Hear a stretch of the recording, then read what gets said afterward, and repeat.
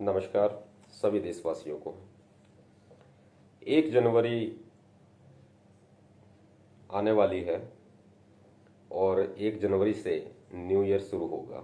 वैसे अगर financial year की बात करें तो 1 अप्रैल से फाइनेंशियल ईयर शुरू होता है, जो कि न्यू ईयर में काउंट किया जाता है।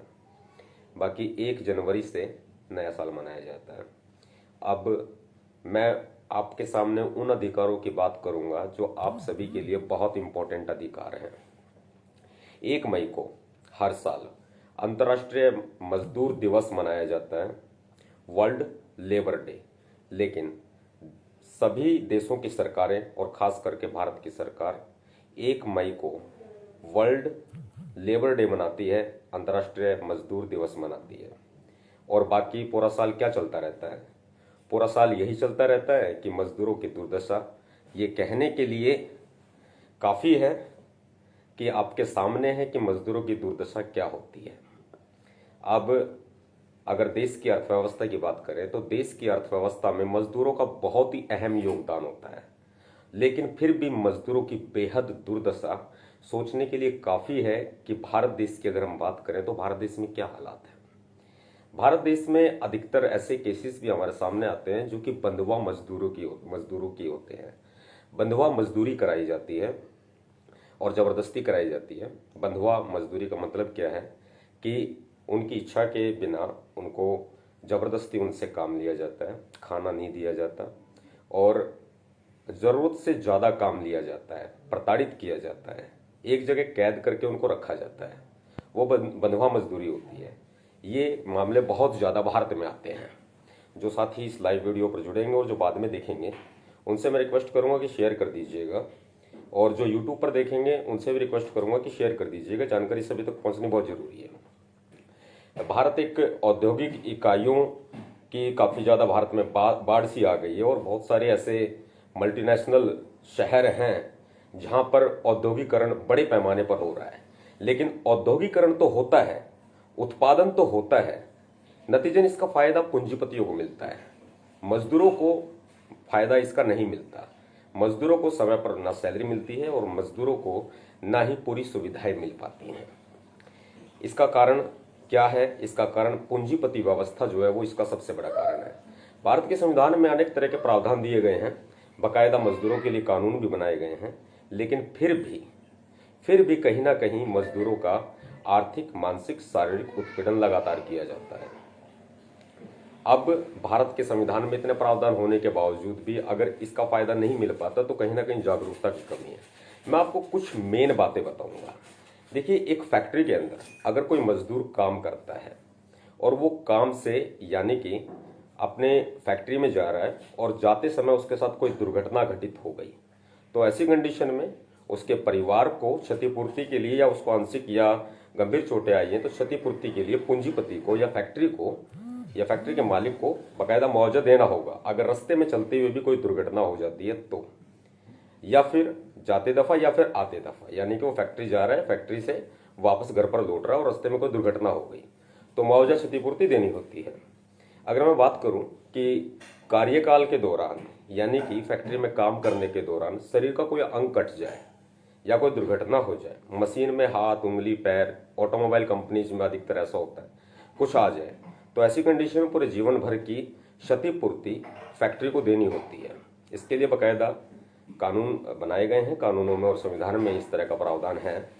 यदि बाय द वे कुछ ऐसी दुर्घटना घटित हो गई या बीमारी भी है उसको कोई, और वो अपने कार्यस्थल पर उसकी मौत हो जाती है या उसकी कोई दुर्घटना हो जाती है, किसी बीमारी से भी मौत हो जाती है, तो भी उसका परिवार जो है, मजदूर का परिवार, क्षतिपूर्ति पाने का अधिकार रखता है। अधिकतर ऐसा होता नहीं है। वैसे कहीं ना कहीं एक लचीली व्यवस्था जो सरकारी व्यवस्था है वो कहीं ना कहीं संविधान को, देश को खत्म करने का काम करती है और मजदूरों का शोषण करती है, क्योंकि पूंजीपति व्यवस्था जो है वो इस देश में बहुत ही ज्यादा हावी हो चुकी है। फिर अगर मैं बात करूं, अगर देखिए, एक बड़ी सोचने वाली बात है, व्यक्ति का कार्यकाल खत्म हो गया, यानी कि उसका कार्यकाल खत्म हो गया, उसकी रिटायरमेंट हो गई फैक्ट्री से, उसके 2 साल बाद उसको कोई गंभीर बीमारी हो जाती है, यानी कि नौकरी छोड़ने के 2 साल बाद भी अगर कोई गंभीर बीमारी हो जाती है तो भी उसको मुआवजा पाने का पूरा अधिकार है। या किसी गंभीर बीमारी से जो उस समय से चली आ रही है उससे उसकी मृत्यु हो जाती है, तो उसके परिवार को मुआवजा पाने का अधिकार है। और ये मुआवजा लाखों में और करोड़ों में भी होता है। वो डिपेंड करता है उस जज के ऊपर या उस लेबर कमिश्नर के ऊपर जो उसकी सुनवाई कर रहा है केस की, या सरकार पर भी निर्भर करता है। फिर मैं बात करूं ईएसआई और पीएफ की। ईएसआई और पीएफ की फैसिलिटी पाना हर एक मजदूर का कानूनी अधिकार है, लेकिन एक ठेकेदारी प्रथा, एक ऐसी व्यवस्था लागू कर दी गई देश के अंदर जो ठेकेदारी प्रथा जो है मजदूरों का खून चूसने का काम करती है। अब ठेकेदार लोग क्या करते हैं कि भर्ती कर लेते हैं और 4 दिन बाद उनको निकाल देते हैं मजदूरों को। वो 4 दिन की जो एंट्री उनकी होती है, वो 4 दिन का भी जो पीएफ होता है या कोई ईएसआई फैसिलिटी होती है उसके नाम चढ़ चुकी होती है अगर, तो ऐसे में वो ठेकेदार उस पीएफ को खा जाता है। ये कॉन्ट्रैक्टर बड़ा गड़बड़ झाला करते हैं। हमने बड़े बड़े कॉन्ट्रैक्टर जो है बड़े छोटे से ओहदे से लेकर बड़े बड़े अमीर घरानों में बदलते देखे हैं। ऐसी कंडीशन में शोषण किसका हुआ? आपका, हमारा, यानी कि मजदूरों का शोषण हुआ। और उसके लिए जिम्मेदार देश का संविधान नहीं है, उसके लिए देश का कानून जिम्मेदार नहीं है, उसके लिए सरकार जिम्मेदार है। ये लचीली व्यवस्था जो अफसरों ने बनाई हुई है और जो एक पूंजीपति व्यवस्था है, ये इसकी गुनहगार है। और हमें अगर इस बात की जानकारी नहीं है, अपने अधिकारों की जानकारी नहीं है, तो फिर उन लोगों का हौसला बढ़ता है जो कि पूंजीपति होते हैं या कॉन्ट्रैक्टर ठेकेदार होते हैं, उनका हौसला बढ़ता है। बहुत सारी जगह ऐसा भी मुझे देखने को मिला, कई केसेस हमारे पास में आए हैं जो चंडीगढ़ साइड के केसेस थे और पंचकुला साइड के केसेस थे। जबरदस्ती उनको बुलाया जाता है, बदुआ मजदूरी उनसे कराई जाती है और शोषण किया जाता है। ऐसे बहुत सारे मजदूर हमने जो वहां से रिहा कराए हैं। बहुत बार ऐसा होता है कि जो विदेश भेजने के नाम पर बताया जाता है कि वहां पर ये जॉब है, उनको विदेश भेज दिया जाता है, सऊदी अरब जैसे भेज दिया जाता है। ऐसे अनेकों लोग सऊदी अरब में फंसे हुए हैं, दुबई में फंसे हुए हैं, जिनको यहां से भेजा गया काम कुछ और बताकर, और वहां से फिर उनकी गाड़ी साफ करवाई जाती है या नौकरों का काम कराया जाता है और वहां पर उनको बंधुआ मजदूर बना के रखा जाता है। ये बात आ जाती है भारत और दूसरे देश के बीच में क्या रिश्ते हैं, इस पर निर्भर करता है कि हम उनकी रिकवरी कर सकते हैं कि नहीं कर सकते हैं। ऐसे कई सारे लोग हैं जो हमने सऊदी अरबिया से जो है रिलीज कराए हैं, गृह मंत्रालय से बात करके हमने उनको वहां से रिहा कराया है। मैं साल के अंतिम समय में इसकी जानकारी पूरी दूंगा कि अब तक कितने लोगों को टीम नवाब सतपाल तंवर जो एडवोकेट टीम है, जो लीगल टीम है, कितने लोगों को न्याय दिला चुकी है। ऐसे ही पूरी रिपोर्ट्स आपके सामने आएंगी। लेकिन जब मजदूरों के अधिकारों की बात करूं तो भारत की गिनती जो है मजदूरों के शोषण के मामले में कहीं ज्यादा बढ़ती जा रही है। इसमें कुछ अन्य जो अरबियन कंट्रीज हैं उसमें वो भी इन्वॉल्व हैं। यहाँ से भारत से भेजा जाता है वहां पर सऊदी अरबिया में, और वहां पर काम कुछ और कराया जाता है। ऐसे बहुत सारे मामले हैं जो सामने आते हैं। सोशल मीडिया से मेरी आवाज आप तक पहुंच जाती है, तो मैं ये कुछ बातें जो जरूरी हैं वो आपके सामने बता देता हूं, बयां कर देता हूं। वो डिपेंड आपके ऊपर करता है कि आप इसको कितना आगे तक लेकर के जाएंगे। ऐसे मजदूरों के अनेकों अधिकार हैं। अगर मैं भारत के संविधान की बात करूं तो भारत के संविधान में भी मौलिक अधिकार मजदूरों के दिए गए और इसमें बार बार चेंजेस होते रहते हैं। अब 2019 में एक प्रस्ताव पास किया गया 2019 में, उनमें मजदूरों के अधिकारों को, मजदूरों के कानूनों को पूरा प्रभावी बनाया गया। लेकिन उसके बावजूद भी दुर्दशा के जो हालात हैं वो सुधरने का नाम नहीं ले रहे हैं।